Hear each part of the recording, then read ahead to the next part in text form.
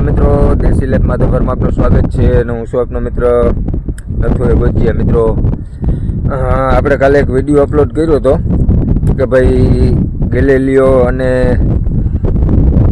Metallic seal ની ઘણી બધી દવા આપણે ભેગી કરી અને એક રાઉન્ડ લીધો હતો અને એમાં જબરજસ્ત આપણે રિઝલ્ટ મળ્યું છે.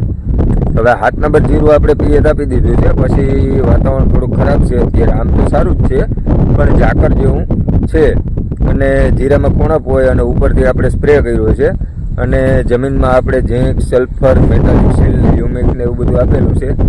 એટલે બહુ કાંઈ એવું ખાસ વાંધા જેવું છે નહીં, પણ છતાંય શું છે કે આપણે જે અમુક દવા કવરના રૂપમાં હોય ને એ દવાને ઉપરથી આપણે મિની ફુવારાથી સ્પ્રે પિયત આપેલું હોય એટલે સ્પ્રે થાય એને બદલે ધોવાણ થયું હોય અને આપણે રાઉન્ડ માર્યો ને 10-12 દિવસ જેવું થઈ ગયેલું છે. એટલે આજે આપણે એમ થયું કે પાછો એક રાઉન્ડ લઈ લઈએ, કારણ કે ફૂગનાશક આપણે આમાં છેલ્લું મારેલું છે ને એ એર્ગન મારેલું છે, ટાટા એર્ગન. ત્યાર પછી આપણે કંઈ રાઉન્ડમાં લીધેલો નથી, તો આજ પાછો એક રાઉન્ડ ચાલુ કર્યો છે. કઈ દવા છાંટું શું છે અને કેવી રીતે છાંટું છું એ બધું તમને વિડીયોમાં બતાવું, કારણ કે આપણે રિઝલ્ટ મળ્યું એટલે આપણે થોડુંક કોશિશ કરવાની હોય અને જીરું આપણું સારું છે એટલે આપણે થોડોક એકાદ રાઉન્ડ વધારે લઈ લઈએ તો કાંઈ વાંધો નથી આવે એમ. કારણ કે નબળું જીરું હોય તો એમાં રાઉન્ડને ઊભા ના થતા હોય અમુક તેને, પણ એવું નથી. આપણે જીરું સારું છે અને પિયત આપી દીધું હોય, હજી ક્યાંય કંઈ વાંધો નથી. 4 દિવસ થયા છે તો જોઈએ આગળ.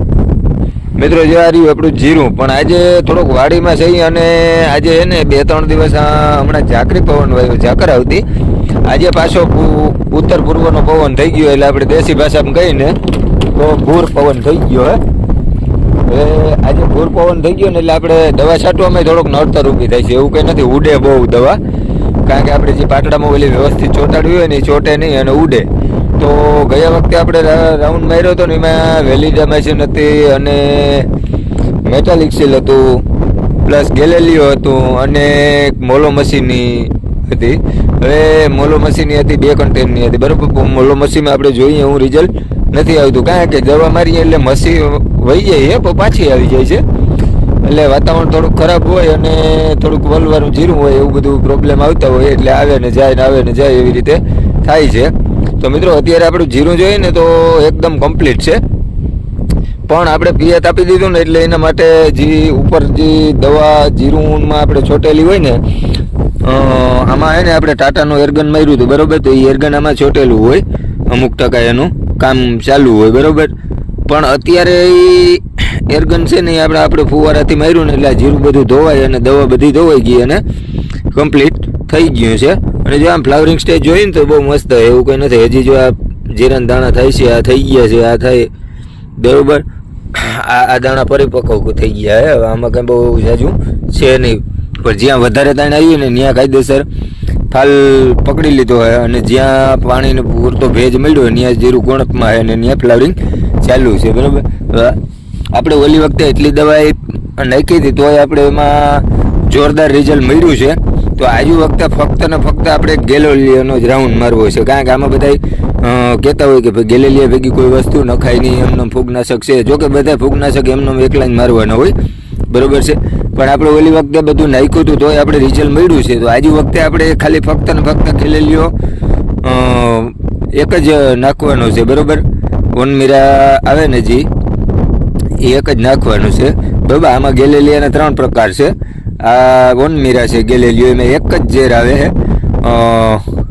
પ્રોક્સિસ્ટ્રોબિન, અને ઉમાં બધામાં 2 કન્ટેન આવે. ગેલેલિયો સેન્સા અને ગેલેલિયો વે, એ 2 અલગ પ્રકારના આવે છે, કારણ કે એમાં 2માં 2 કન્ટેન આવે છે અને આ ફક્ત એક જ કન્ટેનનું છે.